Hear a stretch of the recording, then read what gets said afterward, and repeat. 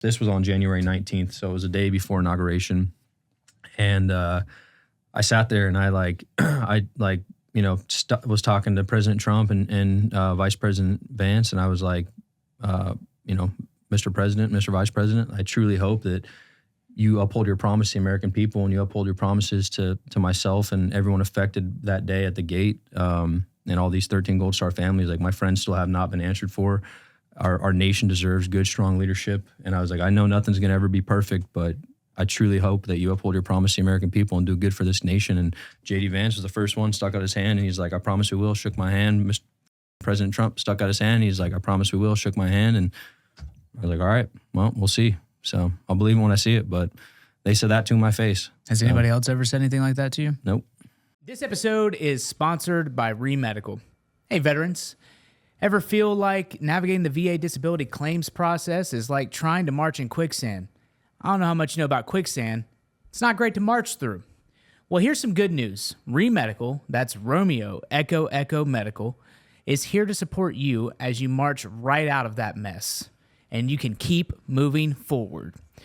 Whether it's a first-time claim or an increase in your existing status, Remedical connects you with independent providers who can document your symptoms with the precision of a sniper. Only Carlos Hathcock is a better sniper than them. They provide the accurate and thorough medical evidence you need to support your VA claim. With a network of experienced physicians, Remedical has helped over 75,000 veterans. Can you believe that, Blas? 75,000 veterans. That's a big number. That's a big number, but we're going to blow right past it. They'll explain all your options before you even think about paying anything. No more mystery, just clarity and competence. At the After Action podcast, we're not just fans of Remedical, we're customers too. Blas, what's it like working with Remedical? Listen, Zach, I'm not going to lie. When you presented the option of going to Remedical, I was super skeptical, man. I was already done with the VA process. They threw me through the ringer, had me waiting for who knows how long. Anywhere from 6 to 12 months is what I experienced. I know there are veterans out there who have probably experienced a lot longer. When you had mentioned Remedical, like I said, I was skeptical. I gave them a call, though. Like you said, free consultation. I had nothing left to lose. I picked up the phone, gave them a call, told them exactly what I was going through and the troubles that I was experiencing. They said, no problem. Just send us over your medical records. We'll take a look at them. And if we can help you, we'll reach back out. Not even 24 hours later, I got a phone call telling me that my ratings were not sufficient to what the standard actually was, and that if I wanted to move forward, they'd be glad to help me. Almost 12 months later, I finally got my rating back from the VA, where I couldn't be more happy with the results. If you're out there and you're struggling and you're sick of running through the VA process and you're tired of getting to run around, go to Remedical. I promise you they'll help you and they'll guide you through the process with no pressure and get you the rating you deserve. I couldn't think of a better personal endorsement than that right there. I got to watch him go through the process myself, and it has been a life-changing outcome for him and his family. Don't settle for frustration or unfavorable decisions. Check out the link in the description for a free consultation and $200 off Remedical services. It's time to get what you deserve. Hey guys, Veteran with a Sign here, and I've got something game-changing to share with you. If you're a protector, a parent, or just someone who wants to be ready for whatever life throws at you, this is for you. The USCCA just dropped an unbelievable deal on self-defense training that you can't afford to miss. Here's the scoop. They've launched a new site where you can go sign up for over 1,600 in-person self-defense courses nationwide. And the kicker? They're 100% free through the end of the year. That's right, no strings attached. This is your chance to learn real-world self-defense skills from experienced instructors in your own community. Whether it's building a home protection plan, mastering situational awareness, or diving deep into the laws of self-defense, these expert-led classes are designed to give you the confidence and tools to protect yourself and your loved ones. Don't wait. Go to uscca.com/veteranwithasign right now. Find a course near you and sign up today. Opportunities like this don't come around often, and spots will fill up fast. Take action now, invest in your safety, and level up your skills. That's uscca.com/veteranwithasign to get started today. Welcome to another episode of the After Action Podcast. I am joined today by the man, the myth, the legend, the king, the bro, the Chad, the him, Tyler Vargas-Andrews. Welcome to the show. Welcome to the show. Thank you. There he is. Welcome. So handsome. So handsome. Did you call him the Chad? The Chad. I love that. Yeah, I love when he comments on stuff on Instagram. I love the every Marine is not a rifleman thing. You did that. I love all you do. You know that. I'll make a comeback. The thing is it's just, here we go. I don't, everyone's like, oh, don't, people message me I'm sure you've seen it too, but like people message me and they're like, come on, like, why are you wasting time commenting that on people? Sometimes I got time. Sometimes I have time. And you know what? I'm very selective. It's like once a month. Once a month, I've got time to entertain people on the internet. Like it's pretty good. Yeah. It's pretty good. Speaking of, I'm genuinely curious now. I get off the wall stuff, but what do you get? Yeah. What are people sliding it like? A lot of it's so obviously recently. We'll get into this. So we'll start with like the most obvious one that people always get upset about is the political shit, right? Like yeah. You're like, oh, fucking so and so's a sellout or this politician or that or whatever. At the end of the day, and we'll get into this more later, but like at the end of the day, I do what I do, and when I'm around politicians, whatever you want to call it, I'm there because my dead friend's parents asked me to be there and support them, and but those people, like, I mean, legitimately, after the first time I was at Arlington with Trump, like, and with 13 Gold Star families from Abbey Gate, like, people were sending death threats to the families. They were sending like fucking. Victoria had to make her Instagram page private because like people were fucking like sending her messages, sending me. I mean, I got tons of, especially even veterans too, like that reached out and they're like, my fucking brother died here and blah, blah, blah. And like, you're fucking desecrating the ground at Arlington. And I'm like, all right, man. Well, at the end of the day, my fucking friends that haven't been answered for that are dead and the entirety of the community of veterans that served in the global war on terror and the entire world was affected by what happened in 2021. And like, if those families that their children are buried there in the ground want the president of the United States, well, at the time he was the former president, right? He was the. That was like right before the election. Yeah, so anyone who doesn't know what you're specifically referencing, and this will be on the YouTube so you can see it and on Spotify as well. It's you, JD Vance, Kelsey. Yeah, well, it was the first because there was two moments. There was one. There it is. I have this photo saved on my phone. This is the second one. So the first time was the 26th at Arlington? I want to say. And, I believe so. And it was Kelsey Lanehart, retired Marine Corps, but she's paralyzed and was blown up and took some shrapnel into her spine. All over, but yeah. She's a dear friend of mine. She's awesome. But she and I were there with Trump and one of the representatives from Trump's campaign that helps the families and like takes care of them and whatnot. And like laid a wreath, and that one sparked all of it. Like that one was the bad one. Like the families were getting death threats. People were losing their minds. But like what I was getting to is that. Just over this. Just over. Well, and then people freaked out over this again, over this time at the Tomb of the Unknown Soldier, laying the wreath again with Trump and Vance. But people like lost their minds saying like, how fucking dare you have this, like, presidents shouldn't be at Section 60, blah, blah. If these fucking, one, that's not a thing. And then they made up a story saying like there was an altercation, which didn't happen. If these families, then like he was told to leave by none of that happened. It was just bull. It was a made up thing. Like I was there the whole time with him. Like I drove my truck onto Arlington up to the Tomb of the Unknown Soldier the first visit, and we drove down in the motorcade with fucking Trump's campaign right down to Section 60. We walked out, did our thing. He spent as much time at the graves with the families that they wanted, and at the end of the day, that's what it's about. Like those families wanted President Trump there. Like. They should get that. If their fucking kids are dead, they're not here anymore. Like, regardless, for whatever reasons, we go to war.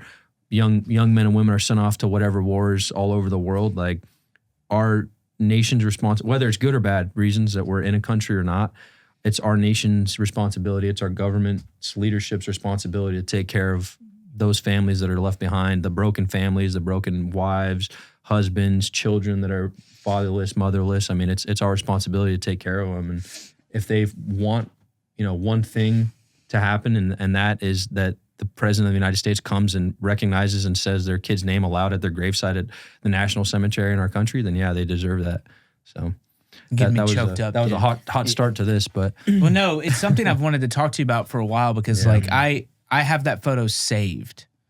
And like, so that day, donut operator's mom was texting me and she goes, "Is that Tyler?" Like that's so sweet. Donut's mom loves How's she Tyler. doing? She's doing great. Yeah, she's that's doing awesome. really, really good.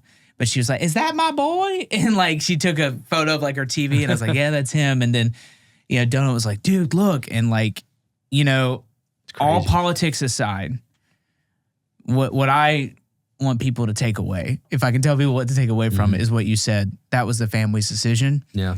And my perspective is, why do they feel that way? They feel like none of that has been recognized by any administration. And ultimately, it doesn't matter what you say. And if you're sending death threats, I hope Tyler reports you and you get punished for it and you lose your job or whatever. Because like, we have freedom of speech, we don't have freedom of consequences. That's reality. It's just another way to, one, for you to, highlight them, put them in front of America, right? Keeping their memory alive. Exactly. Yeah. But two, also,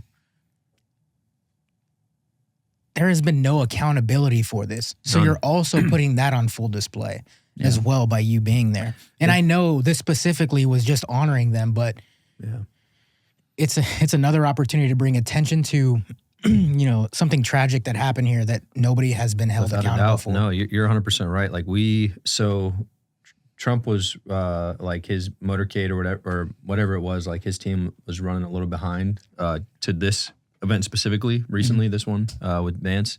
And so like they sent everyone outside.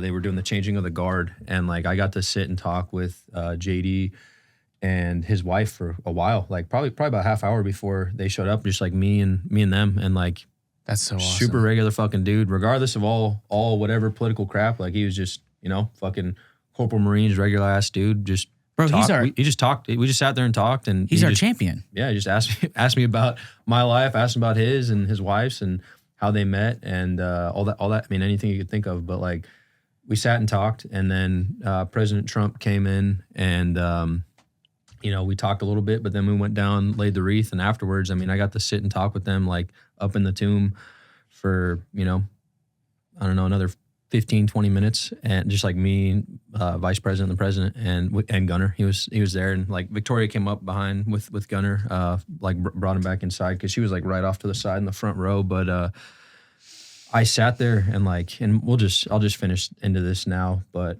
that like exactly like you said, Blas, it's a moment to bring up the fact that there's still been no accountability. And like when the first time we went to Arlington with Trump and his campaign, like, they made promises directly to those Gold Star families' faces and to my face, and saying like, there's going to be accountability. Like there will be accountability that comes as soon as we take office. And then this was on January 19th. So it was a day before inauguration. And I sat there and I was talking to President Trump and Vice President Vance. And I was like, Mr. President, Mr. Vice President, I truly hope that you uphold your promise to the American people, and you uphold your promises to myself and everyone affected that day at the gate, and all these 13 Gold Star families. Like my friends still have not been answered for. Our nation deserves good, strong leadership. And I was like, I know nothing's going to ever be perfect, but I truly hope that you uphold your promise to the American people and do good for this nation. And J.D. Vance was the first one, stuck out his hand, and he's like, I promise we will. Shook my hand. Mr. fucking President Trump stuck out his hand. He's like, I promise we will. Shook my hand. And I was like, all right, well, we'll see. So I'll believe it when I see it, but they said that to my face. Has anybody else ever said anything like that to you? Nope. Dude, my heart is pounding as you were telling that story, and I got chicken skin all over me. It's just, I mean, even the photo, I can tell it's affecting. And like, oh yeah, it's. This is why I always say I'm so impressed about you, and I want whoever's hearing this do it. Is when I think about that day, and I think about the affectionate burden you have for this moment, and the way you carry it, and that you understand how it really transcends politics and beliefs and everything else. But like, you're like, dude, I'm there for them.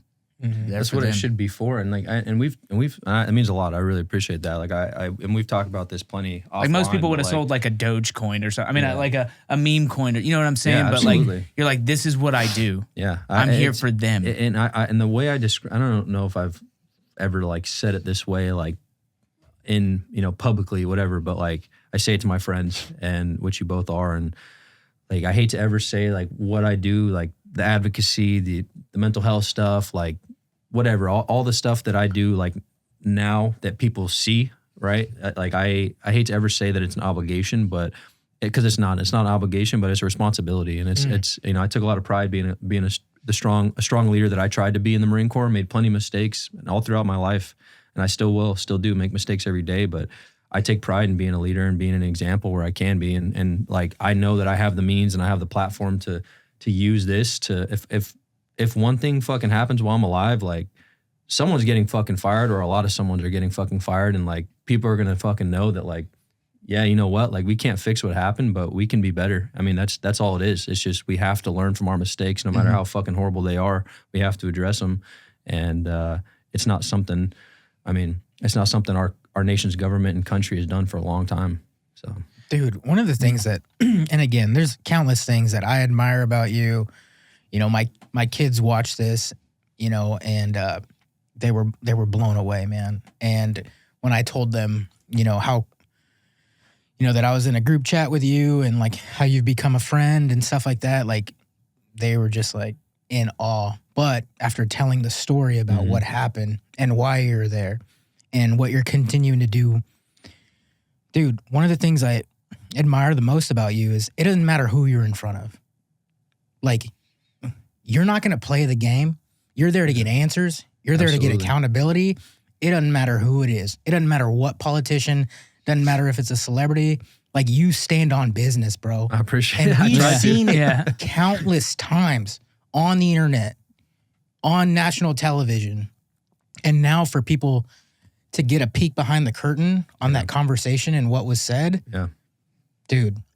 I've been excited to share that. I appreciate you guys allowing me to do that too, because it's not like I obviously I just kind of do my own thing and fucking going on with life and stuff as we all do. We have all got our own lives, but that means a lot, man. I don't know. That's how, like, the way I look at it is like, one, I don't fucking care. Like the only thing that I could be given that would legitimately like change my fucking life, other than like a child or, fucking whatever else, like, is getting my body back. You know what I mean? Like, I don't care what are these folks gonna do for me, other than like, if I wanted to politically pander to them and make money off of that bullshit, which I don't care about at all. But but it's not just a little bit of money though. That's what people don't understand. Like, I've had so many offers like, hey, you want to come like to this event or support this fucking congressman or this fucking politician? Here's no, a dump trunk of cash. Yeah, exactly. Yeah, because they want I can Tyler make money Vargas-Andrews so fast in a terrible way, but I would never do that. I don't care about that. Like, I want my fucking friends' families to be taken care of, and ultimately, at the end of the day, like, the coolest people I know are my fucking friends. Like, I don't care about, like, ultimately, the best way I could say it, I don't care about the fucking president of the United States like that. You know what I mean? You say, right? You respect the fucking rank. Yeah. But like, I do, which I do. But I believe in this, what this country was fucking founded upon. Like, that hasn't changed. There's always going to be strong Americans. It's the silent majority. But like, I don't like, why are you more important than what's right in front of me? You know what I mean? I don't know. But well, and when you see everything that's happened too, like, I'm a big JD Vance guy, dude. Like I said, he's our king. Like, he's the king of white trash rednecks, and I can say that as a white trash redneck. Like, have you read his? Is it a biography? I'm listening to it. Yeah. Okay. I'm listening to it right now. Hillbilly Elegy. But like, a guy whose family's in the throes of addiction, his mother's having all sorts of issues and stuff, to then put himself through Yale, Marine Corps, put himself through all these different things. Now he's in the White House. Like, those are the things that make me excited about this time in America. All political parties aside, but it makes me excited because, like, that's a reminder that in this country, anything is possible. Like, he brought his mother, a former addict, on stage when he accepted everything. Like, anything is possible. And we have gotten so far away from that as a country. Like, it's insane. Like, I was telling you, I broke my phone at my friend's house in Vegas. Nothing happened. It just fell on his marble floors. But I took a photo of it because that phone changed my life. Yeah. And like we have forgotten all of that stuff. I mean, look at that, dude.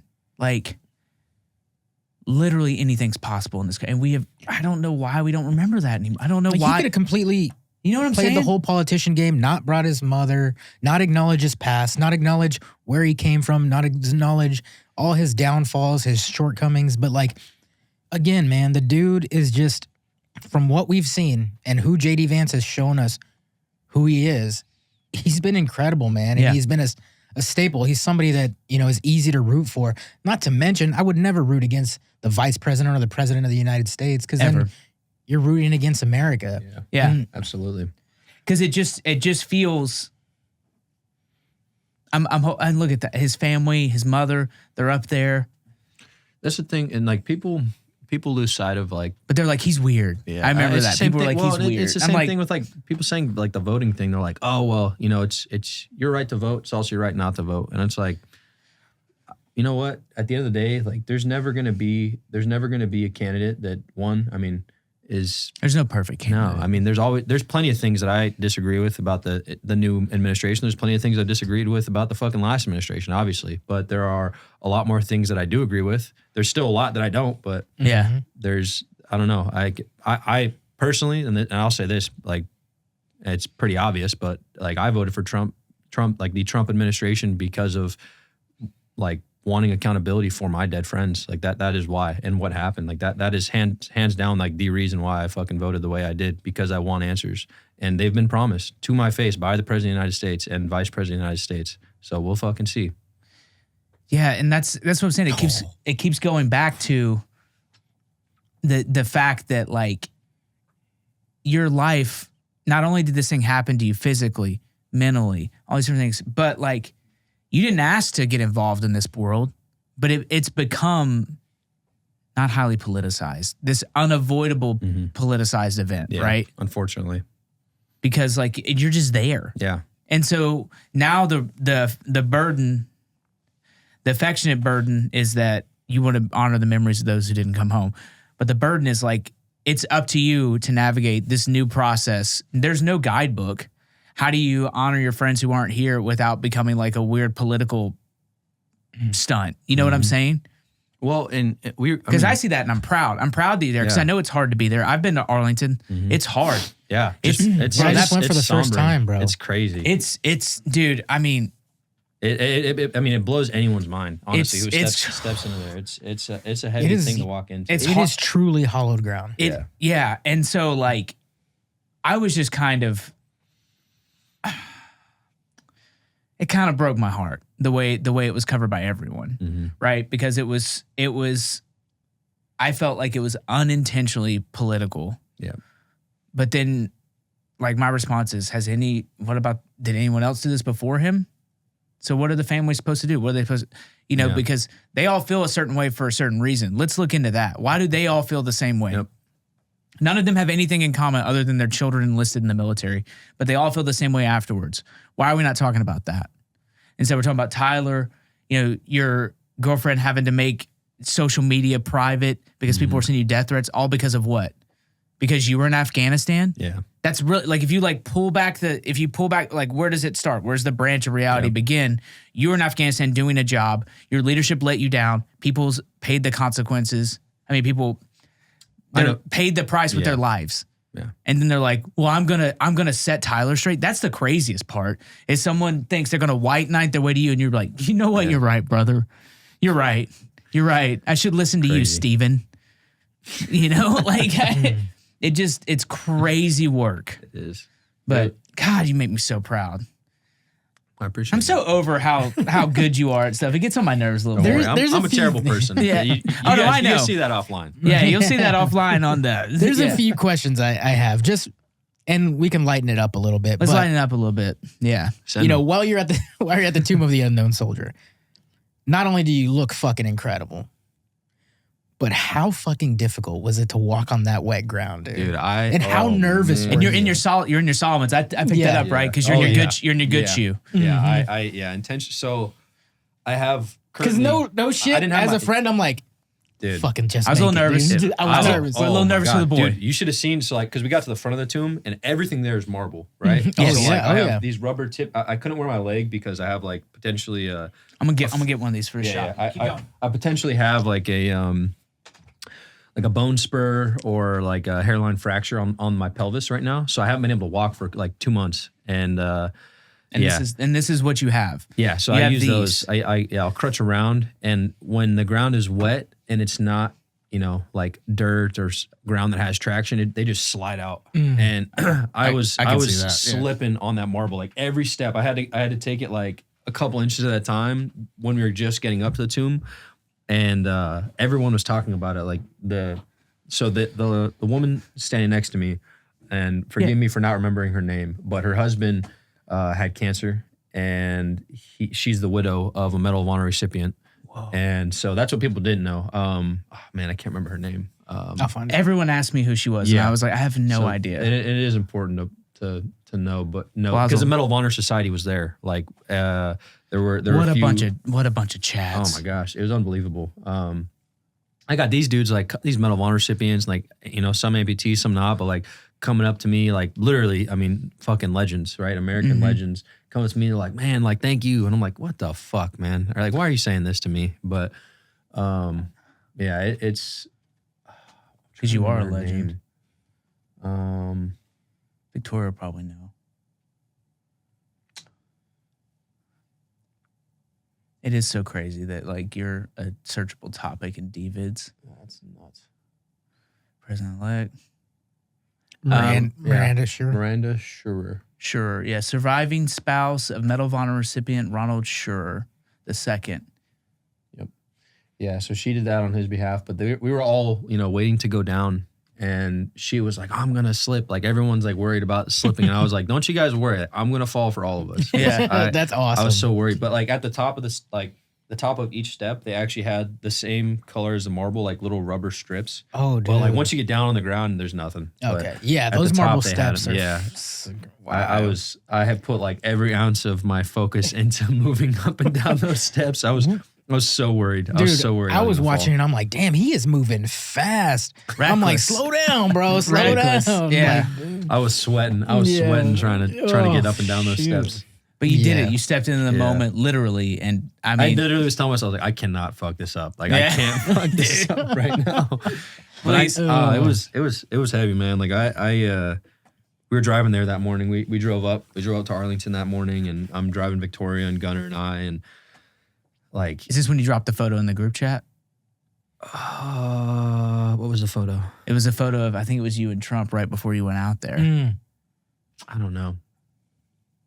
That might have been the first time around. Okay, that was probably the first time. Then, But I was driving up to Arlington, and I was thinking about everything. I had kind of tried to compartmentalize what was going on that day until the morning of, and like I was driving there, and it just like fucking smacked me. Like I almost broke down, just crying in the fucking truck, and I was just like, oh fuck. I was like, I'm gonna cry today. I was like, I just know I'm gonna fucking cry when I get out there, and I stepped down there, and I was good up until like, man, there's two things that get me honestly, like now, and it's one, like when I'm standing with other Americans listening to the national anthem play at an event, that'll make me fucking cry. That always brings tears to my eyes. And listening to taps, and they play taps, and I just fucking overwhelmed me, and I was like, oh man. But I say it, I say it, and it'll forever be true. But I'll never hide my tears. I will proudly show my tears. Like I always will. My friends are in those tears. They deserve that, and you should never be ashamed of showing emotion for that. And yeah, man, it was heavy. It was heavy, but I'm grateful. I'm grateful for the opportunities that I have and the opportunity to stand up there and do that. And I was asked by the families to do that, but how did that call go? Man. Can you tell us how you found so out it that you were was- going to be able to do that? Yeah, so Tyler. so it was via, so like some of the families, I want to say like I can't remember how many of them are in it, but some of the families have like a coalition that they've formed for like working on accountability and whatnot. And Good. Hoover, Darren Taylor Hoover, who was killed next to me, and I was the reason I was, we were down at the gate pulling those interpreters out. His family started a memorial foundation in his name. That's how I got Gunner, my service dog, German Shepherd, and his dad, Darren Hoover, gave me a call like the week before, maybe, or a couple days before, and was just like, "Hey, this is happening," because we knew the event was happening, like the wreath laying was happening. Mm-hmm. But he called me a couple days before, maybe like a week before, and was just like, "Hey, we really would be honored to have you here and lay the wreath with President Trump and JD Vance." And obviously, I'm not going to say no to that. I mean, it's an honor to just be able to be there for them. And I mean, I would hope if I wasn't here, like, at the very least, my friends were fucking standing there behind my fucking family, supporting them and being there for them. I mean, that's the least I could fucking do, is just be there for them. I mean, I can never say anything or do anything that's worthy enough of the way that they feel and how broken their hearts are, and their hearts and their minds are from everything that's happened and losing their children. But I mean, at the very least, I can give my love in the most basic and, I don't know, like, powerful way that I can, and that's just being there and showing up for them. So at the very least, too, I mean, think about how selective that group is right there. Think about how many living Medal of Honor recipients are there. This is what gives me hope that there will be accountability, is because they chose to have you up there representing, those 13 fallen. Because they could have chose anybody. And the fact that they chose, who they chose, gives me hope. I mean, it does. And I hate to ever say, like, I'm not a hopeful person. I always joke, I'm not a optimist or a pessimist. I'm a realist. Mm-hmm. But people, like, everyone likes to think they think logically. But man, it's the closest I've come to hope in a long time. Honestly, I mean, do you feel that though? What he's talking about, like the that fact it's going to happen? Not just the hope, but the fact that you're there. Do you feel? I don't know. I mean, what does it feel like when you're like? I was telling you last night, like, I was like, man, sometimes, people always like joke about like dissociation and stuff like that. And I'm like, man, you know what? Like, sometimes I just feel like I'm not real. Like, honestly, like like being there doing that stuff, it's almost like, I don't even know how to describe it. I don't really have like words to encapsulate like the feeling of that. You know what I mean? It's just such a powerful thing, honestly, like, just to be able to be there and do that, and standing in the middle of Arlington National Cemetery and understanding, like, it's like the same shit. Like, people are like, you're a hero, you're this, you're that. I'm like, I'm not, because I understand like what heroes look like and what they are, and what that means to me is different. I mean, what it means to each person is different, but like, so many great Americans in generations past have come before me, and the fact that I got to stand there next to the President of the United States and Vice President of the United States, regardless of who they are, I mean, it's unbelievable, honestly. I mean, I could have never made up a story as insane as my life and the last, little over 3 years since getting wounded. I mean, it's like how I was there, standing there with that, because of everything that happened. I don't know. I'm kind of rambling right now, but I genuinely, I don't know. I don't have words to like express the way that I felt in that moment. Just, overwhelmed, honestly. I just overwhelmed with, sadness and pride and hope. And I mean, just,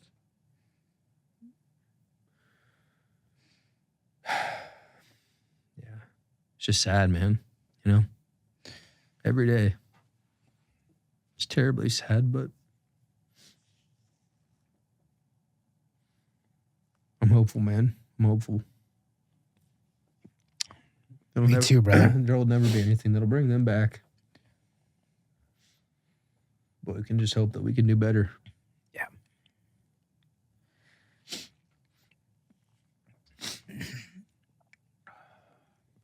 We can do better. Yeah.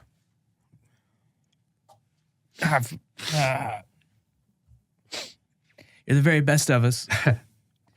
I tell Boz all the time, if I could have picked someone, in my wildest dreams, it wouldn't have been close to you, because, people will sometimes ask me, like, what's he like and stuff. And I just say the same thing. I was like, he's the very best of us. He doesn't have to do half the stuff he does. He takes the hard road. I mean, he literally breaks his stuff because he uses it so much. Like, he goes hunting, he goes hiking, and like, You'd never know. And I'm just really proud of you. It means a lot. It really does. It's people ask me the same thing about you. Just say no. What's he like? What's he like? Oh, he's fucking worse in person. You've been talking to my wife? No. She's incredible. I mean, that's a perfect encapsulation of our group chat. Yeah, we can be for real. emotional. Speaking of and the we can group bust chat, each other's balls. Mike's caked up. We don't talk about that. We don't talk about it. You bring it up Shifting every gears. chance you Yeah, get. dude, I do can't bring wait it to up. see his debut. Yeah, I can't wait to see his debut. I thought for sure he was going to be pissed at me after I made that flyer. I That thought was- for sure I was going to yeah. get a side phone call. Yeah, it's That was so funny. Mike's the best. Dude, gosh. Oh, man. Let's talk about something light. Let's talk about voting. What do you got going on? Let's hear about that. Yeah, got let's going talk on? about me. Your favorite subject. My favorite subject, me. No, it's just I'm gonna try to get out of it, but I have to say it. Like it's just been this thing that I've never. I was in a very public deployment. Like it was high. Yeah. And like I never would have thought that there'd be a time where those things are politicized, and like ultimately, it's very apparent it didn't go well. The withdrawal in Afghanistan. I will always say this until someone can prove to me otherwise. We shouldn't have left. Hard stop. Put bases in there like we've done every single other country. Germany, Japan, Korea, Vietnam. We still have bases that we're still in Iraq. People forget about that. Like it creates a power vacuum. It has. Yeah, well, look who's there now. We China. should have left Bagram. We should have left Kandahar. That's it. So we can maintain a presence and then help the country to grow up. Like I'm not the biggest fan of America doing stuff like that, but the reality is It's just you can't just leave. We've forced ourselves into that position. Yes. You know what I mean? You can't pull it back. So, but like Yeah. the fervor surrounding you and the stuff, it just blows my mind. It just blows my It mind. blows mine too. Like, Crazy. and it's just, I'm just so proud of you. So Appreciate it. It means a lot. Really Yeah. does. let's talk about something funner.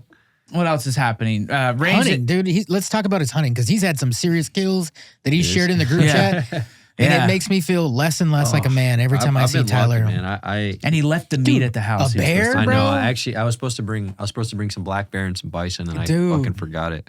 Tito went crazy I was when I talking to showed him Eric that. about it. I was like, I'm gonna make sure I bring some out, and I just completely fucking forgot. But It's all good. Yeah. We know how Send Zach Chris can to be. the house. Have him mail it. That's actually not a bad idea. that's actually not a bad idea. That's actually not a I bad could actually idea. get. Well, he could fly with it. He's just gonna have to fucking take. I would pay for carry it just to watch him fly with me. That would just be hilarious. on. All right, we'll get back to that. We'll get back that's to actually, that. That's actually potential. He'll get a tasking shortly. Yeah, so I I've had the skill set of, being able to shoot and hunt and all that stuff for a while from the Marine Corps, but you're gonna have to. I probably don't have any hunting pictures on here. It's on my subscription or my Your sub. yeah. Can you preview my Instagram subscription bullshit that I don't actually use? Probably not on desktop. Actually, that's yeah. It's okay. We could put him in the. I We'll can send you put him in photos. there. Yeah. But you love the outdoors. Yeah, I love the out. I mean, it's always been. I grew up backpacking, hiking, camping, getting deep into the prepping stuff. That's what I've always loved to do. I just spent all my time hiking and being up in the mountains, and obviously in the Marine Corps, and it was my job. And then my first hunt that I got to actual hunt where I killed an animal. It was Audad in West Texas with my former sniper team leader, also the guy who saved my life, one of the guys who saved my life. And we went out with Stephen West of West of Texas TV and another buddy of ours, Stephen Boyce, who got it all coordinated. He was our main, pretty much our platoon, head corpsman in our state platoon. But he got us all out on an Audad hunt, which are kind of like bighorned sheep or ram. They're from North Africa, and they were brought over to I want to say Mexico or New Mexico or both maybe in the 1940s. And look up Audad, IDAD, right? AUODAD. What the fuck is going on? Dude, the weird. You said what? AU? AUO. There it is. Yeah. Barbary sheep. Whoa, dude. Damn. Look at Crazy. that thing. The one I shot was like 320 pounds. 320? Yeah. That's how somewhere big around they there. get? Dude, they're fucking massive. Yeah, go Whoa. down to that one where that lady's holding it up. Yeah. Jeez. Just for scale. Wow. Yeah, Wow. I'll send you a picture. I mean, they're nuts. Even that picture to the left, go left one more. Look at those. Oh, Yeah, they're crazy. They're beautiful animals. But, wow. I got to hunt one of those, and it was like a 5-day hunt. And this was before I had like crutches or anything. I was just on my leg, falling up and down fucking hills, like trying to hike. But I'm all the way up to my hip, so like I don't have any support like standing up with a prosthetic or anything like that. It's solely for walking on flat ground. And I'm out there with my heavy ass like PRS rifle and beautiful gun. Not meant for hunting. It's meant for shooting on the range, but it's a beautiful gun built by Stumpy's, custom guns. And it was a gift.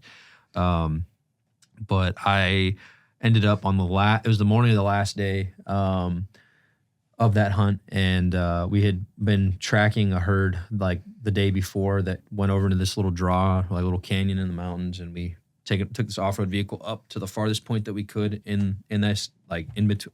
It was just a bunch of draws that connected down into the like a valley pretty much. And I ended up standing, took a 300-yard shot on an aoudad, like on the side of a cliff, like fucking literally like, or not cliff, but like side of a hill, like in gravel, soft ground, and shot it straight through the heart, and it like jumped up, kicked off the ground, ran like 30, 40 yards and died, but just literally completely just shot it straight through the heart. And first shot I ever took on any animal ever. And it was cool. I was like, damn, that like, it's cool to be able to verify my skill set on something for once. And, Nice. Yeah. And like standing too, it was awesome, but also helps having a really nice gun. But yeah, that's like one of the guns that I have. It's just like you shoot and it goes exactly where it's supposed to. You know what I mean? Just a pinpoint. Yeah, it's nuts. But yeah, I did that. And then this last year I got to do, I've done a little bit of deer hunting over the last couple of years, not a ton, but I got to do a black bear hunt with Freedom Hunters in British Columbia. I remember that. I remember that one well. Yeah, you almost came. What a bad move not doing that. I had to go to cheer, man. Oh, no, okay. I had to go to cheer. Never mind. My buddy Adam. No, but like even Christy was like, you can go. And I was like, I'm not missing cheer. Everyone understands. This is what's important, being here with you and the girls. However, I can use it as leverage moving forward. When Tyler's like, I have another hunt. And he's like, I'll take Mike. And I'm like, no, you won't. I was first. Like, if you take Blas, that's fine. Blas can win, just not Mike. I just don't want Mike to win. Because you're out for like what? It was a week. Because you're like, you have to be gone a week. Mm-hmm. Yep. And I was like, it was free. Freedom Hunters paid for the whole thing. I got to take my buddy Adam from my sniper team. He's a very avid hunter, huge outdoorsman. He's a legend. We call him Mountain Man Santos, but he's an awesome dude. He took his bow, so he killed a black bear at like 25 yards with his bow. That's one too arrow. Close. It charged him too. That's like it way literally too turned close. I didn't see him, but because he shot it, it turned, charged him, and then like 7 yards away, it just like turned to the right and ran off and died. But wow, that was incredible. We were out there with like 6 other American vets or 5 other American vets, a couple like old dudes like from the 160th and all over, but they were like some dudes with some pretty hefty careers in the military, and then 2 Canadian, 2 Kansoff dudes, 2 snipers, and they were awesome dudes. But it was crazy seeing there too. Like, I mean, they deal with the liberal bullshit too, and like they hate Trudeau and like all of them, and he's gone now. Yeah, and they're telling me like even one of the things that they've done up there is like these like fake conservationists essentially like passed laws, got Trudeau to pass like fake conservation laws saying like grizzlies were endangered species and all this stuff. And for the first time ever in history, grizzly bears have swam across to Vancouver Island from like mainland Canada and like started killing people on Vancouver Island. That's not good. And they're and like people who live out in the like no shit wilderness, like where we were at up in British Columbia, like the only thing higher than us was the Yukon, and it's just, I mean, it's a place where predators thrive. I've never been in an environment like that. It was, I mean, British Columbia has my heart. It's one of the most beautiful places I've ever been. But we saw like over 5 days of like actually hunting, we saw like 250 to 300 black bear. We saw like 4 or 5 grizzlies, a lynx, bunch of moose, elk, porcupines all over the place. But you're touching on something that people dismiss, and it gets on my nerves, to say the least. Like, a lot of us hunt, like this Aoudad, for instance, you know, that a lot of that money goes back into conservation.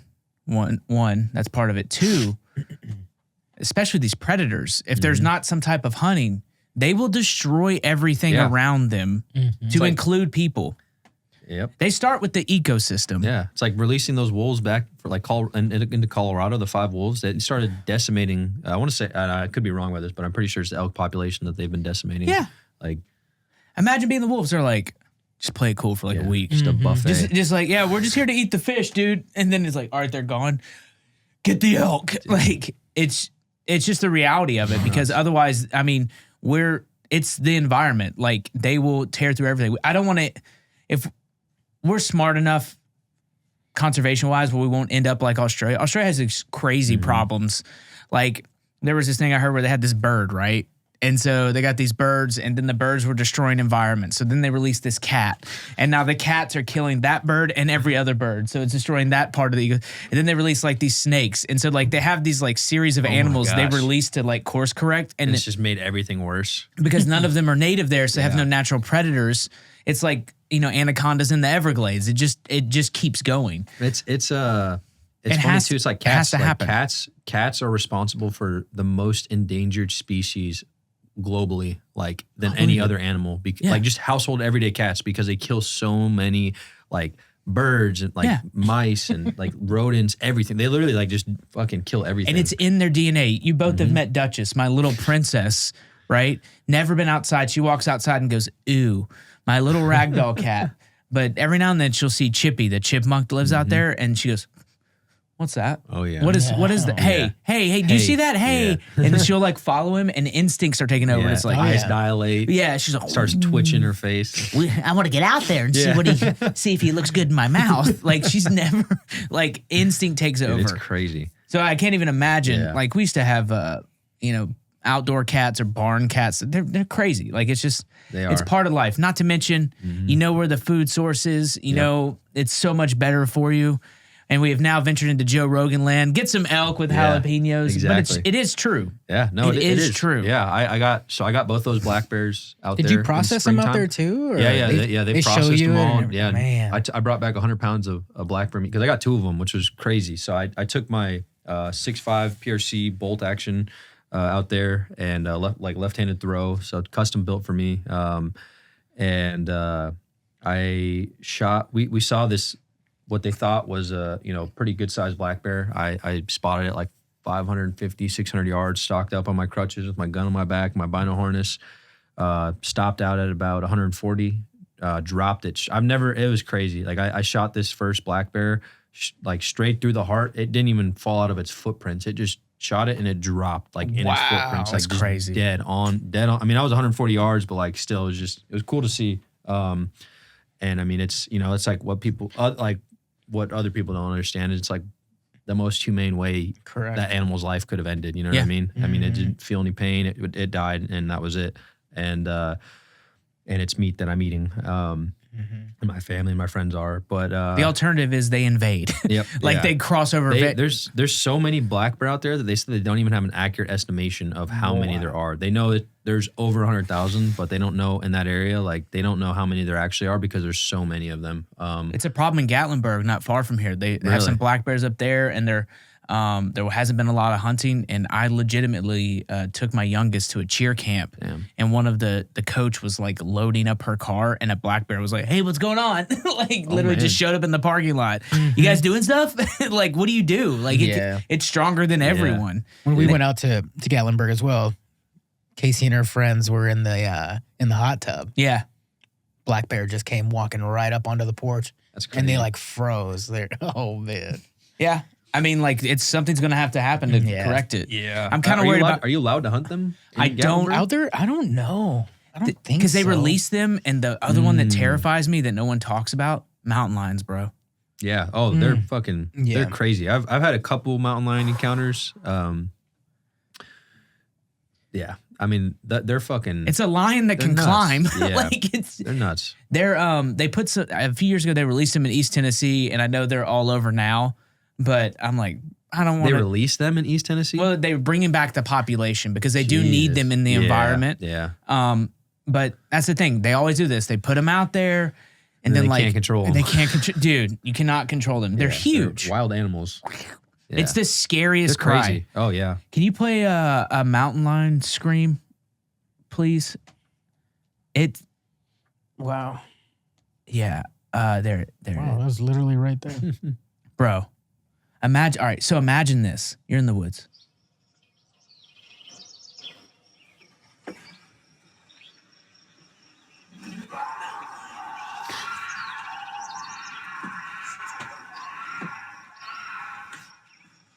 I'm going home. Yeah. Dude, I don't know if that's 1 or 100. That's the end of the family camping trip. Everyone start packing. Yeah. Like Fucking the crazy. end. I've seen a few of them too where like there's a guy in like Colorado and he's on a bike and like it's Yeah. slowly moving and it's got these big haunches on it. And it's like, meal on wheels. You seen the one where that it was like stalking a dude? He had his pistol out. Yes. And like it's fucking. He's trying like, to stop, get stop. to him. Yeah. And he's like, dude, it's a wrap. Yeah. It's a wrap. And then I think the cat just leaves at one point. Yeah. He shoots at it once, I think, or twice, but it doesn't hit it. He just shoots near it, and it like jumped. I would jumped out of the way too. He shot and he like jumped to the side. I'd drop a mag in it. Just pop, pop, pop, pop, pop, pop, run. Yeah. Like we forget, and like those are the things that people really like. We might be the top of the food chain, but there are legitimate Because of predators. technology. Yes, watch Yeah. Planet of the Apes. You know, like it's not that much. And again, like it's a cat that can climb mountains and trees that takes out elk and moose and stuff with its mouth. It's cool. I mean, I'm super impressed. I mean, by many animals, but that it is crazy. I mean, that's like the thing, right? Like when going back to the black bear hunt real quick, but like we're up there and that's what is out there. It's just thousands, tens of thousands of fucking bears. Like, it's insane. We caught a grizzly swimming. Oh man, yeah. Look at that. Look at its paws. That's too close. Look at whoa. Yo. What are you doing? What are you doing? You're in a pair of Lycra shorts just trying to get some fitness on? That thing's getting put down. I'm making myself big. I'm doing what, you know. Jesus. Yeah, that's nuts. What's this one? Disturbing. Oh, I've seen this. Yeah. Oh, look at it. Yeah. You know what's happening? I'm shooting through the glass. That's what's happening. I might open up a window. Because look, it's just like it's cat. I think in this video, like their household cat is like what that thing's growling at. Yeah. Look at it. I mean, oh, it killed it. Yep. Yeah. So it's back for more. Mm-hmm. Knows where the food's at. Again, now. if you're on, just check this out on Spotify or YouTube. But like, I mean, I don't even know. What is that? That's 150, right? How much that thing weighs at least? Dude. Look at how. Probably. I mean, yeah. Definitely over. I mean, it's definitely over And 100. its tail. Got, I don't know. 100 pounds? It's like, yeah, I'll be taking that. Maybe 100 pounds. We're out Maybe of not that here. much. Look at the average size of the mountain lion. We could be way off. Maybe it's like 90. Yeah, I don't think it's like, yeah. I don't know. I guess it's just deceiving because of how big its legs are. We're gonna look really stupid right here. Let's see. I know I'm not a mountain lionologist. I just know if I heard one of those things scream, I would just. Or average weight. 2 to 3 feet. Got it. Weight. Average mountain lion size and weight.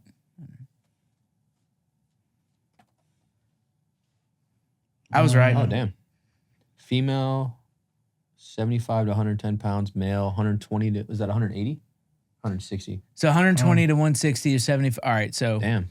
I'm telling you, I can look at it and see it. I'm telling you, that's terrifying. That is it's crazy. just solid fucking muscle. It's just muscle. Muscle and killing ability. It's made to strike top down. Like it's made to look at you and bite your neck and disable I you. love watching videos of like. Oh, I love I'm gonna sound sadistic, but I love watching videos of like I mean, predators like killing animals for like obviously they're doing it for food, right? But like how like evolutionized they are that they perfectly strike like on the artery of animals and shit, and like they just like bite for the neck, or like lions or whatever, like cheetahs that'll like rip out the tendons of animals' legs, like just one bite, rip it, and they're immobilized, or like hit them in the fucking spine and just they can't move. Oh, I like watching dude. nature. Crazy. It's the Instagram page. I'm sure It's he's like Nature's Gone Wild or something. Nature like is that. metal. Yeah. Nature is metal. Nature is metal, because it'll just be like, oh look, I'm never doing that. My kids are never going to a Joe Exotic place. That'll never happen.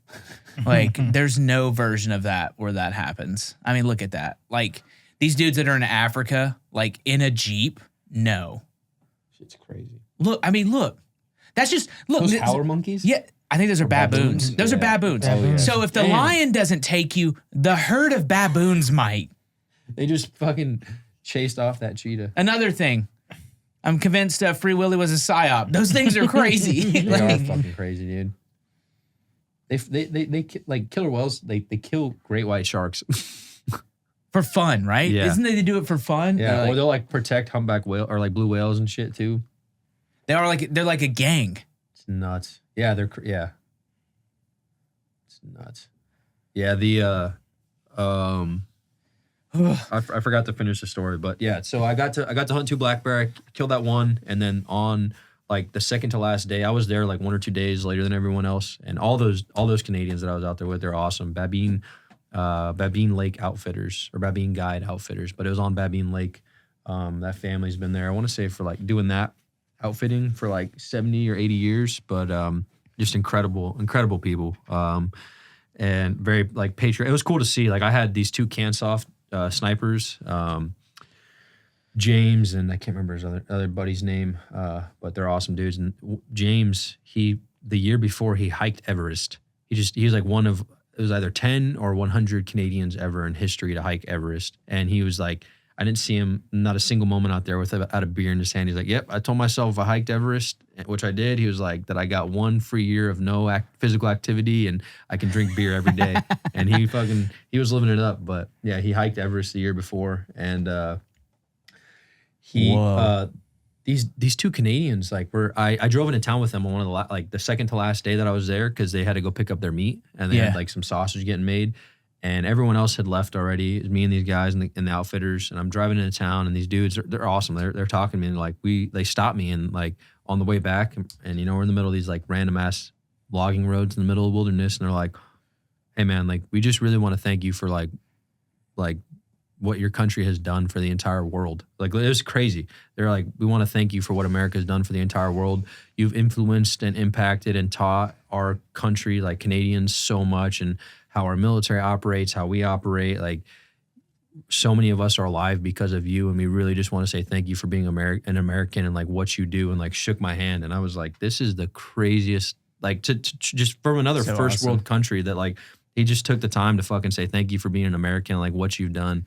And obviously, right, we've done plenty of bad as a nation. So has every other country in existence ever, right? Yeah. But to see like the impact that we've had, and like how profoundly we've impacted their culture and their beliefs and foundation of what the strong Canadians that live up there, you know what I mean? Like it was awesome, honestly, just the way that they thanked me. And I was just like, man, this is just incredibly powerful. Honestly, it's so cool. But anything's possible here, dude. Anything is possible. We went shooting, and I'll wrap this story up real quick. We went shooting and just like, set up a little 800-yard range out there. And I took like my guide and 1 or 2 of the other guys' guns, and I had my little like Garmin chronograph out there so I can pull the muzzle velocity of the bullet exiting the gun. And I chronoed their guns. I like pulled their muzzle velocity, because it's like, they live out there, they do that. And so I pretty much like helped them build a dope chart of, how far their guns are like what, they're going to dial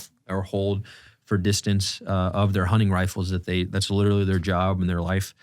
And we get back into the cabin, and like they thought it was the coolest thing ever. And it was like something very simple for me to do. I was stoked to do it. But I was like, yeah, this will help you guys out so much. So you do this for a living. And so you just created a dope sheet for him, essentially? We just calculated their muzzle velocity and like, barrel length, all that stuff, what caliber they were shooting. And it just like, gives you a rough, accurate estimate of like, okay, I need to click up or down this many mils or, you know, whatever, or MOA, but this many mils at this distance, like, and that's then you're going to hit the target. But, so, and then we like confirm data. So like we tested it and then we set targets at like 100, 200, 300, 4 out to like 600 or 800 yards and like verified that, okay, this is exactly what I have to dial. And it you know, goes off the density, altitude and like the atmospherics, like effects of on the bullet and all that stuff. But, the weather and whatnot. But I get back into the cabin and the two brothers, Lloyd and, I can't remember the other ones, but they're like, hey man, would you like another bear tag? And like the guides had went and like told them what we had just done. They're like, would you like another bear tag? And I was like, what? I'm like, yeah. Like, I was like, are you serious? I'm like, yeah, like we really like you. Like, thanks for what you're doing. You want another black bear tag? I was like, holy fucking shit. Yeah, I do. Like, yeah, you kidding me? I didn't think this trip could get any better. That's so awesome. So I went out there, stocked another black bear, put a couple 100-yard stock on it and shot that one. And, I brought home a bunch of meat. I owe those guys a knife, actually. I got to send them out a knife. But, so did that. And then last year I did a, with Massachusetts Fallen Heroes. I'm speaking at their gala. I'm the keynote speaker at their gala this year in May. And Dan Magoon, he messages me and he's like, hey brother, I know we haven't met yet and you're going to be speaking at our gala this upcoming year. Would you like to go on a bison hunt?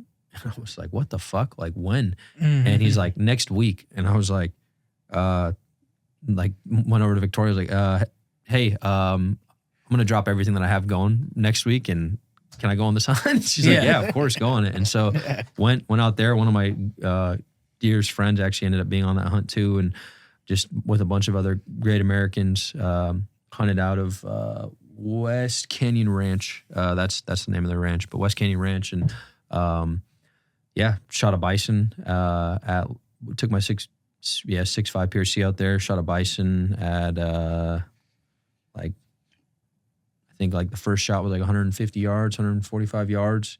Never been more impressed with how resilient an animal is than fucking bison. I shot that thing, it didn't even flinch. You just see the cloud of dust just pop off it and you hear just like the punch of the bullet impacting it. Yeah. Shot that. I think that first bullet was like the top of the heart or like just behind, like right on it. And like literally just fucking walked a couple steps after it got shot, went back to eating, didn't even fucking care. And I was just like, are you fucking serious? Put another one in it. And this time he was gradually just getting a little farther. I think this next one was like 150, 160. But I fucking just another like fucking awesome shot. Just fucking punched it. It like flicked its tail and just went back to eating. I was like, are you fucking kidding me? And it would have died. It would have died if I let it like right there. Yeah, but you hit the lung, right? Yeah, double lunged it, shot him in the heart. And then I shot him in the heart a third time. Or again, excuse me, a second. Like I shot him in the heart a second time. And I could be wrong, but it got like wherever. It was a great group and like shot him 3 times, fucking 3 great shots. And the third time he fucking rolled over. And were you on elevation at all, or because maybe like, I mean, maybe we were, like 20 to 40 feet above where we were shooting. But I mean, dude, like you're saying just like in general, like just elevation? in general, right? Because if you want to hit the heart, sometimes you have to aim for the top part of the lung, depending on the angle that you're at. Yeah, that way it penetrates through. Yeah, it was crazy. I mean, we opened that thing up. We had like 6 or 7 of us on that bison, like cleaning it and quartering it. And it still took like almost 3 hours to do that. And we're literally like, fucking just hacking off like, I had like a fucking 80-pound backstrap, like fucking insane. Holding it, I have a picture of me like holding it over my shoulder, like holding it up, and it's just like folded over me, this massive backstrap. It's crazy. Whoa. But, so that's that. So that's kind of incredible, dude. Did you use one of your custom knives in that? I did, yes. So this is a custom Tyler Vargas-Andrews, handmade. Is that true? It is handmade, literally. This is our Mark II silencer. Got some fucking sand on it, but little G10 Ultrex rubber grip. You can feel the nice little rubbery ridges on the back. But yeah, it's like this. G10 and rubber that's been layered together. So if you get blood on your hands, it's not going to slip. But I love this. Mine, the one you gave me, is literally in my nightstand. next to my staccato. Like I'm ready to fight. Like Marauder. Yeah, it's perfect. It'd be a good killing blade. It's the last thing I see. Like when I put my phone down, I look at it and I go, all right, there it is. And then there's my staccato. Like legally, it would not be a good killing blade. Don't do that. No. It's for cutting onions. Yeah. The final onion, as they say. The final onion. You know, as I toss my wife the staccato, I take the Marauder as I'm like, film this. Yeah, naked, fucking hat on backwards. Oh, dreams come true. Dreams come true. If I could figure out a way to throw it accurately and dependably, I would do it. Because there was a whole phase in my life where I was addicted to throwing knives. I'll make you a throwing knife. You want one? I would love a throwing knife. I'll make you a set of them, like a sweet ass. 3 of them. Yeah, I would love it. Yeah, I'll make you a cool one. I literally just used to practice in my yard.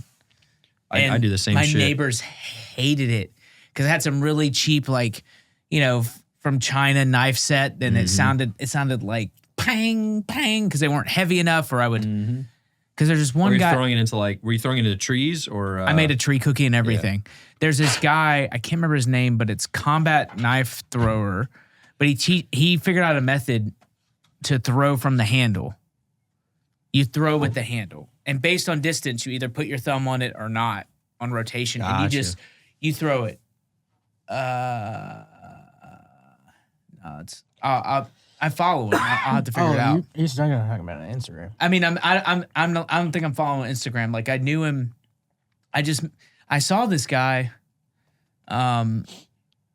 He was on Forged to Fire, that TV show too. Yeah, Forged and Fire. Yeah.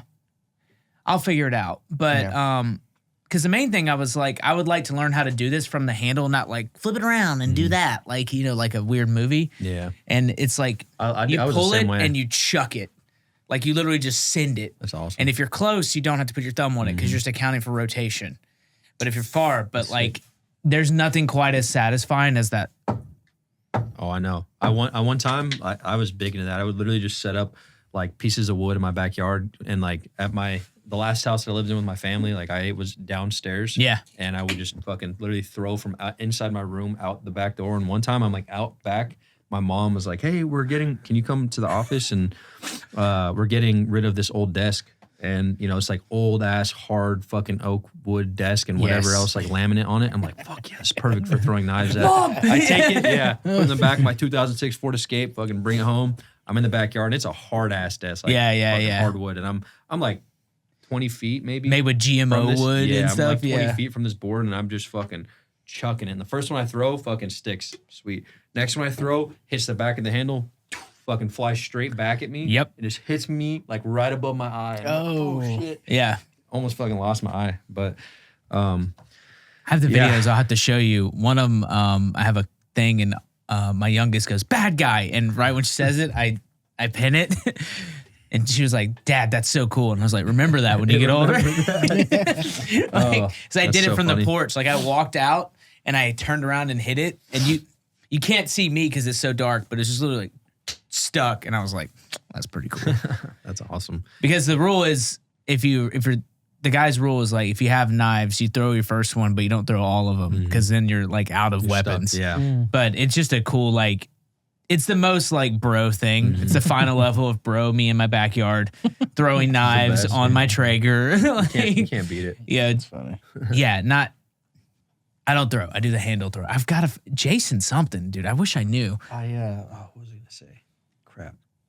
Dude, so these customs. TBI. So if somebody wants a custom from you, what's the best way to get a hold of you? Hit you up on your Instagram? Just hit me up on my Instagram, honestly. Whistling Death, yeah. That'll be easiest. And then you will hand make them. Yep. I'm actually, so I love this, moving towards right now. So I'm moving towards forging steel, forging Damascus for the first time ever. That's going to be happening here in like a week and a half or so. But I'm going to be going out with Black Horse Forge and Ben Pittman, and they're going to be teaching me. I've been learning already, but they're going to be teaching me and helping me forge out my first Damascus billet.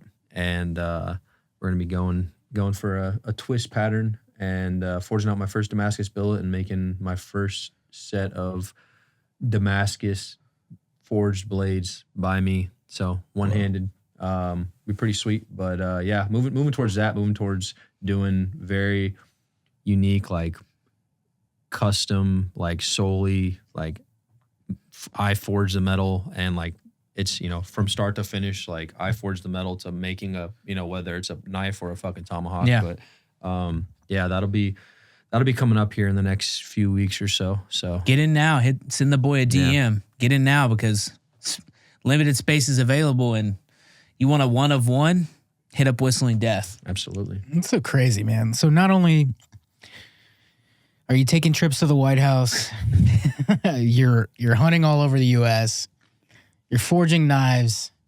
You were also recently just crowned, not too long ago, the new BMF Oh shit, I actually forgot about that. champion. And So funny. Oh man. It's so funny you forgot about it. Oh Jesus, what a crazy life. yeah, Should be And me I say next. Should be me that next to you, not Victoria. forgetting, not forgetting about it in a bad way, but it's just like life just keeps moving. It just keeps picking up speed. But yeah, no, I got hit up by, and I've gotten to go to a couple other UFC events via Ranger Road and Mikhail Vinikov. But GovX sent us. yeah, GovX sent us. That was so cool. That was awesome. Madison Square Garden. Trump came out. People lost their minds. It was awesome. Insane. That was awesome. Yeah. We messed up though. We've never talked about this publicly, but we messed up. We showed up way too early. Oh my god. We showed up way too early. We didn't leave till We were 2 there for o'clock. like 7 hours. We were there a day. We were there one normal person's work day. But it was awesome. It was. Next time we know. Doors open at 6. Zach and Tyler's 6:01. Yeah. We watched everything. Everything. how's Dana White? He was cool, man. Honestly, I got to briefly meet Dana, I met Dana once before, but I got to meet him there again, and Joe Rogan very briefly. But I got to sit and talk with Dana afterwards, after they presented me the belt and stuff, and he like sat there and told me, you know, like why they were giving that to me as like the first official one, first ever like no shit belt made, and like presenting it in that way with Black Rifle Coffee. But yeah, he was just like, I mean, kind of the same stuff that people like reach out to me and say, but it was just like, and it's hard to like even say it, but like thank you for what you've done, what you're doing, and like your service to this country. But more than that, like he, talked about, what happened at Abbey Gate, and was like, there's still Americans that care, essentially. And I can't remember everything from that conversation, but super personable dude. He was kind of talking, like we were talking a little bit about like business and stuff too. And he brought up like, we started talking about Power Slap and how that became a thing and whatnot. And yeah, I mean, it was just a cool opportunity. They literally just gave Victoria and I like a complete VIP weekend in fucking Vegas, like drove us around everywhere, picked us up, put us up in the Resorts World Las Vegas, like fucking took us to the private like UFC after party, fucking like gave us VIP access to like right here, right before this picture or right after this picture. Jules is her name, who was kind of, she's awesome. She's like, I can't even remember exactly what her position is. Jules, I'm sorry. But exactly what her position is at UFC, but she's like, I want to see she handles all like the sponsorships and stuff. And she's like, yeah, we're going to get you and Victoria, you got VIP seats and full access to the Power Slap event that's happening tonight.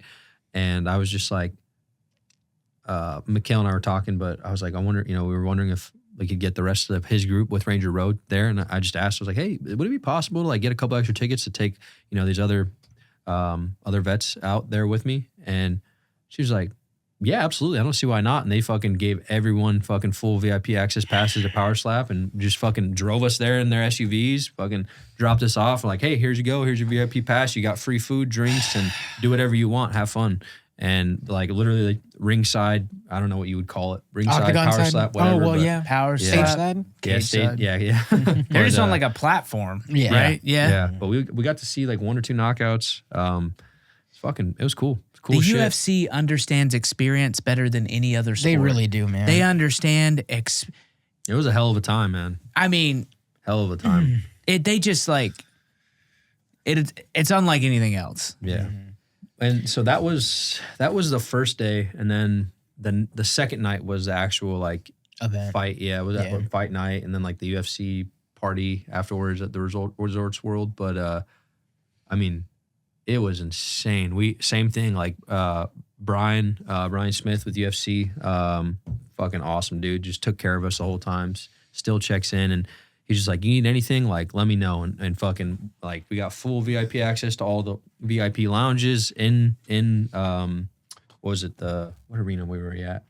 Probably T-Mobile. T-Mobile? I think it was T-Mobile. Yeah, we Yeah, got it's like, the one in Vegas, right? Yeah, we got like full access to every single lounge, like all the VIP stuff. And they were like, all right, like we're gonna show you to your seats now. And so they showed us to our seats, and the only thing closer than us was the trainers and the fucking commentators. Like it was unbelievable. You're right That's there next to awesome. Joe. Literally, yeah. Like there's us, it was us, and then like 10 feet, 15 feet, and fucking cage. The octagon. The whole octagon, yeah, it was so awesome. And like Brian would just come in and check. He's like, "You guys need anything?" And I was joking. I was like, "Yeah." I was like, "You think you get some popcorn?" Haha. And he's like, "Absolutely." Fucking went, got us popcorn and drinks. Like This is Orville Redenbacher. Yeah. He invented popcorn. Yeah. He'll be here making it for you table side. He's Dude, like over there stirring it. They were awesome, man. There's so many good Americans that work for them at UFC and stuff. And I mean, it blew me away. Like they're just great, I love great UFC. fucking people. Me Like too, they took dude. care of us. They weren't like, hey, can you do this? Can you do this interview and that and blah blah blah blah. And they're like, hey man, like even like the one interview that I did was like right when we got to the arena, and they asked me like, hey, we have this like little hit piece thing that always happens before each fight night, and we'd wanted to offer you like the opportunity to do this if you'd like. And I was like, yeah, absolutely, I'll fucking do that. And I can't remember her name, but we did a little interview right there before we went in. And Did you do it with Megan? Is that her name? Olivia? Yeah. maybe I don't Probably. remember. It's probably who it There's was. a picture and video on it on Facebook, I know, and the UFC stage, but super easy to talk to. I mean, they're all just awesome folks. Like, It's Dude, that's what crazy I've seeing you heard. in the weigh-in. Yeah. Because like the boys are super close with them now. Like Yeah. Taylor and Will, everybody Yeah. at Bussin', like they get invited to every UFC event now. And Taylor gambles with Taylor. So, Dana gambles with Taylor at the Red Rocks all the time. they're just the boy. I mean, they're just They're the just- boys, just Like, bros, even the man. girls, even the girls are bros. Like they're just cool It's people. awesome. Like they didn't try and be a certain way. You know what I mean? Like, I know we exactly. all get I know opportunities exactly to what you're meet talking about. People who have like massive platforms and like are famous people, whatever. They're just and regular then fucking people. they want something, and then you're like, I would have paid to not have to have these interactions with you. Yeah. I'd like to go in the UFC Performance Center and just check out. Yeah.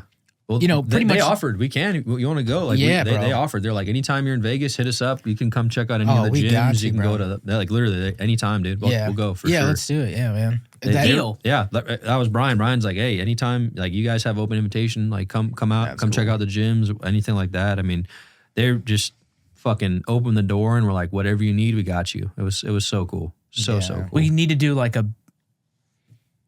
boys a boys trip. trip to a UFC match. Like, Oh, bro, that would be honestly, legit.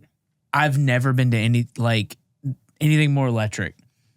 It's cool. man. Granted, had the election happened yet when we went? It was in December. Was it December? No, that was November, I think. Was it November? Yeah. No, he had just won.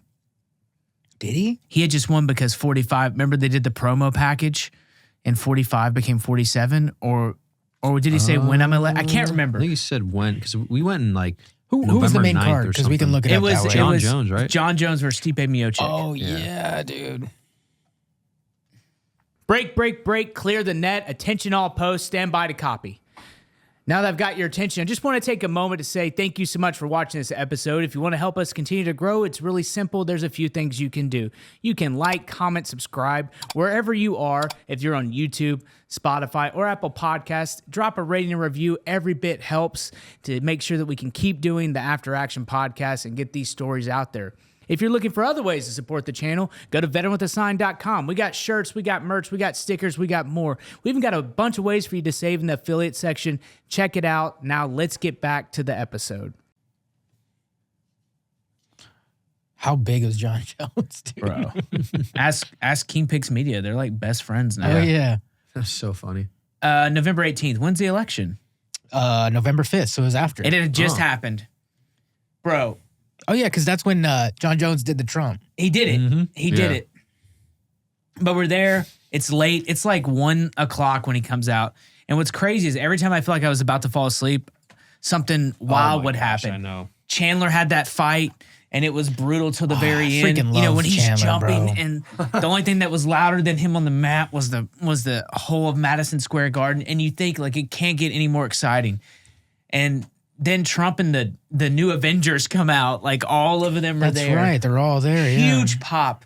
And they even did a full promo package. He's like, now that I'm your president, you know, yes, so much yes. I mean, We might not be able to show this on YouTube, but we'll put us in the picture so we don't get strike. We should be under fair use, but I mean, literally, we might not be able to. I'll find out from Tim, but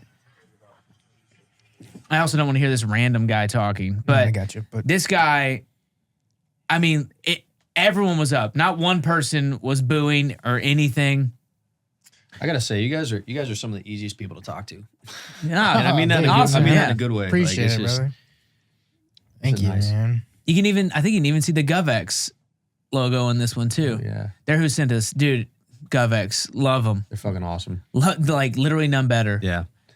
People. It's funny because people always hit me up and they're like, "Oh, like," and this is gonna sound like a shameless plug, but it's not. I mean, it is, but whatever. But they're like, people always hit me up like, "Is this legit? Like, is GovX?" I'm like, "Yeah, Yes. I've literally used GovX for the last like fucking 6 years. Like, Yes. like use their discounts to buy shit in the Marine Corps and stuff, and like now they're Treadmills, gym equipment, Yeah. coolers, fire pits, whatever you can. Like, Anytime I see something cool on the internet, I started I'm like, GovX. let's see if GovX has Yeah. it. Dude, it's Oh, 20. yeah. Their average discount is 23%. dude. Well, Like it's not like because a lot of places they'll throw you like a little vet, a Yeah. little cop, a teacher, whatever. I'm not ungrateful for it, but a 23% spot now. well, and on all the coolest things that I like related to shooting and stuff, it's like 40% up. Yeah. Nuts. And it's everything. People are like, oh, like I had like one of my buddies recently. He's like, what? Like, can I, what deals can I get on GovX? Like, what good shit can I get? And I was like, well, what do you want? Like, just start dude, there, like dude. anything. I see, and look in the background. There's Taylor. Yeah. Yeah. Mr. Lawan, good to see you. How's the bus? Is it still broke down? But again, the promo package when he was walking out was the best part. As your president, That's awesome. I will save this country.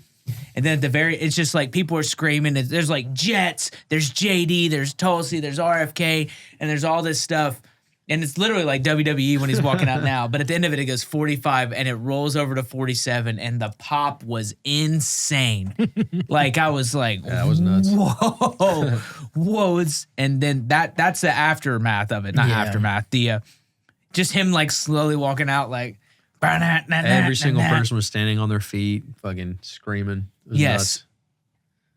And I remember we had that like family that was next to us. The dad and his son who looked like they were brothers. But Yeah. young looking dude. But And then he's John like- Jones put on a clinic. yeah, and he had his like.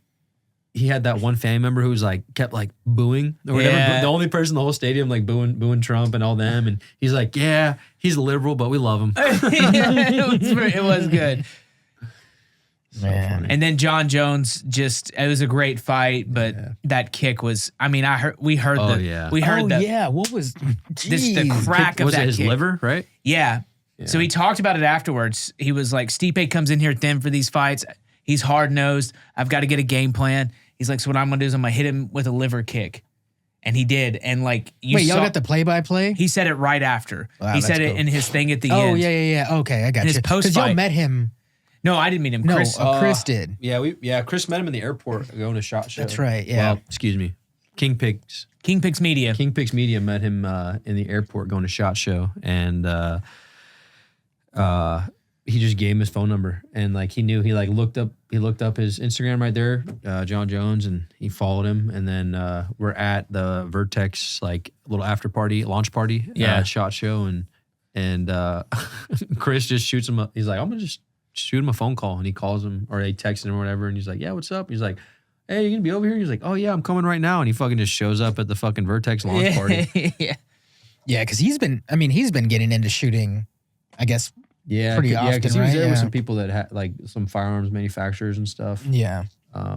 He took our buddy Patrick Shaw, who he's got Lou Gehrig's. Lou Gehrig's disease. Yeah, and great Shout fucking out. dude. Yeah, that dude's a man. But he John Jones came over and fucking poured fucking shots with him and took shots with Pat.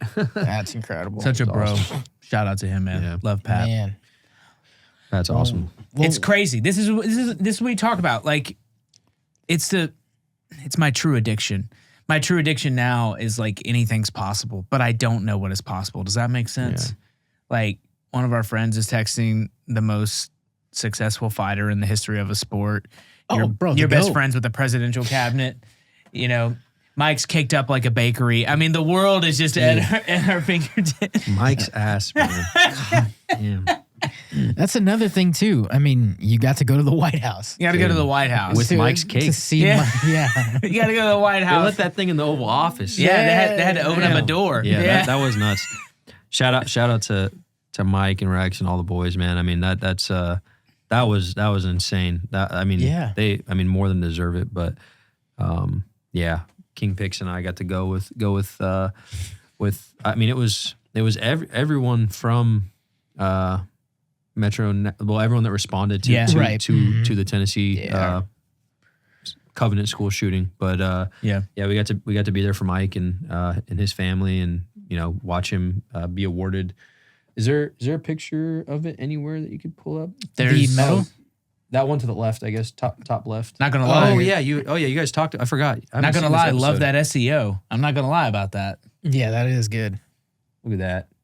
Look at that handsome man. Look at him. You can't even tell what he's hiding back there. Don't let Joe get close. Yeah. Yeah, That's he's gonna take a slice. Yeah. Could you pull up like an exact definition of the Medal of Valor? Yeah. So we can read that, because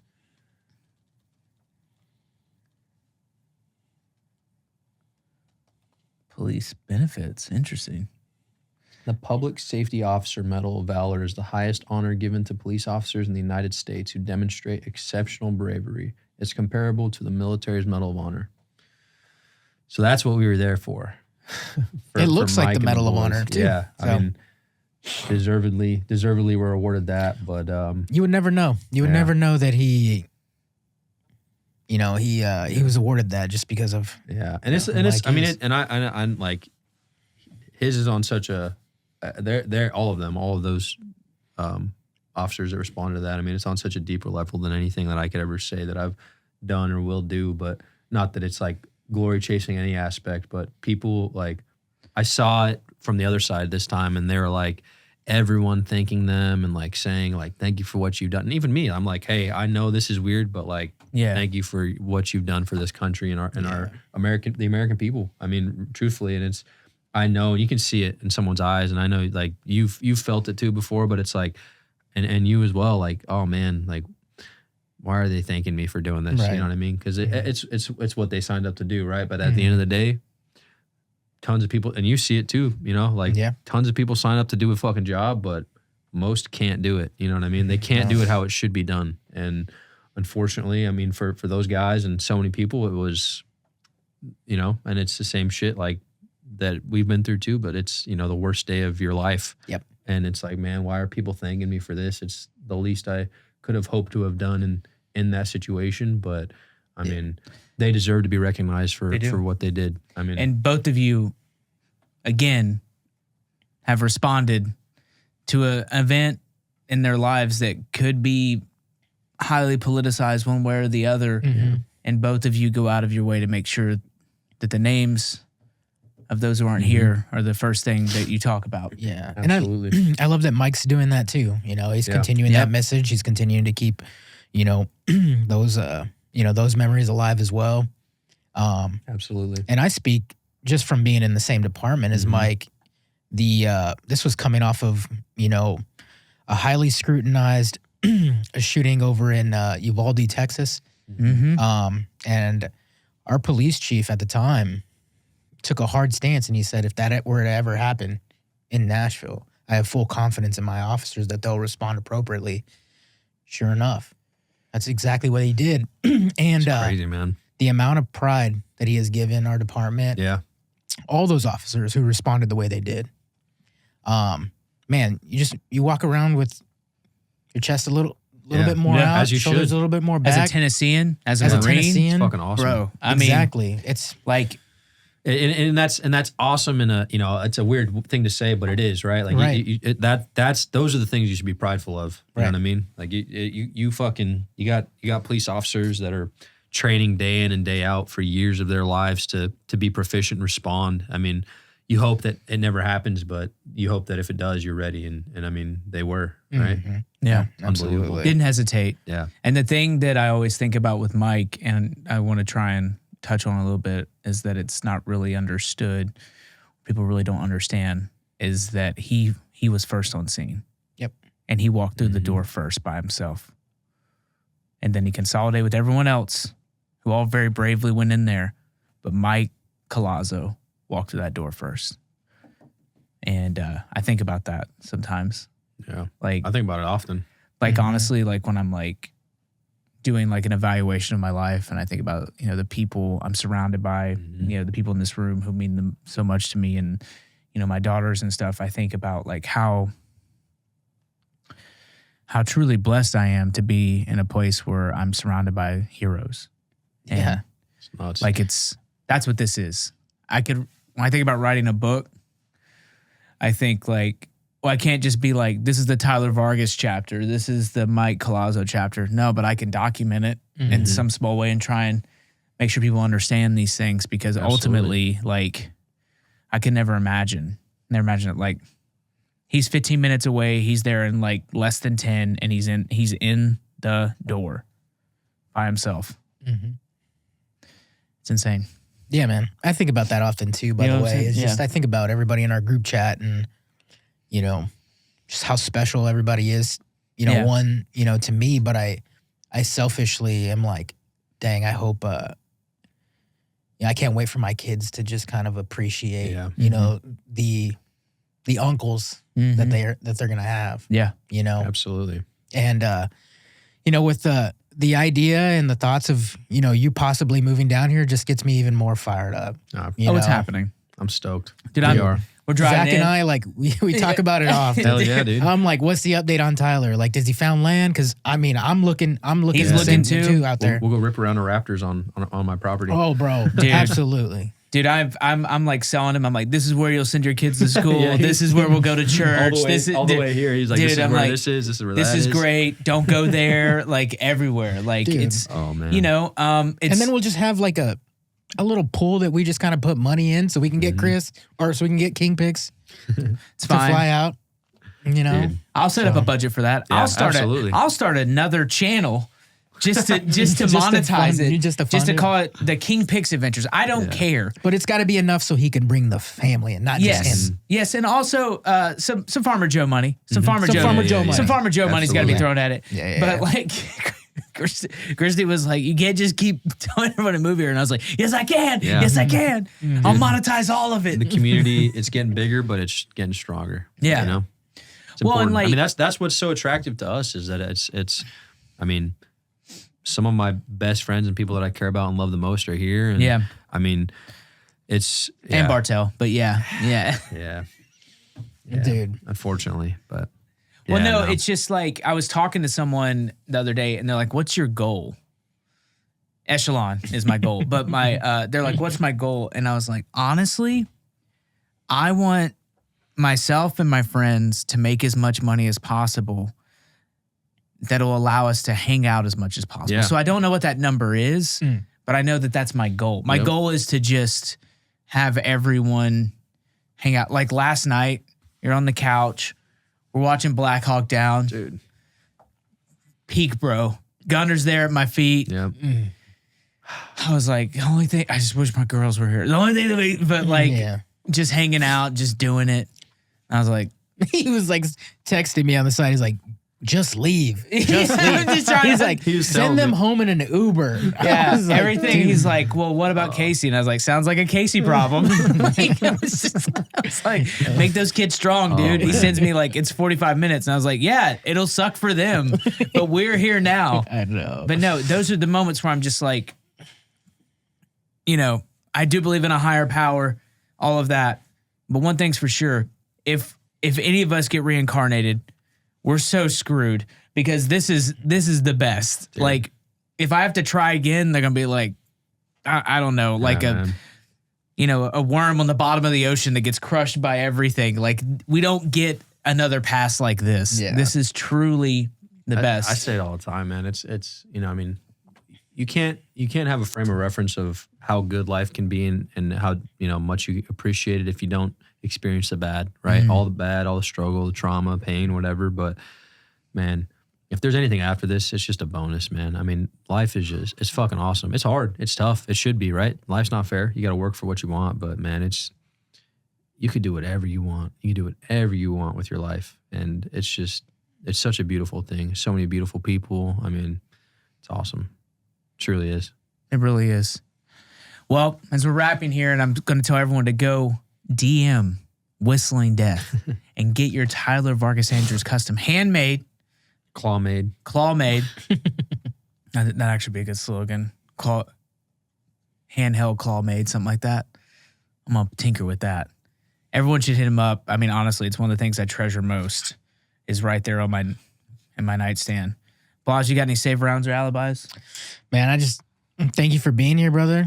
Always blessing us with your presence, man. And I cannot wait for you guys to move here. Thanks for having me, dude. Yeah. I'm grateful to be here. I love both you guys. I'm grateful for your friendship, and I appreciate it more than most things in my life. So thanks for having me. Love you too. Mean it. Love you, mean it. Love you, mean it. Later.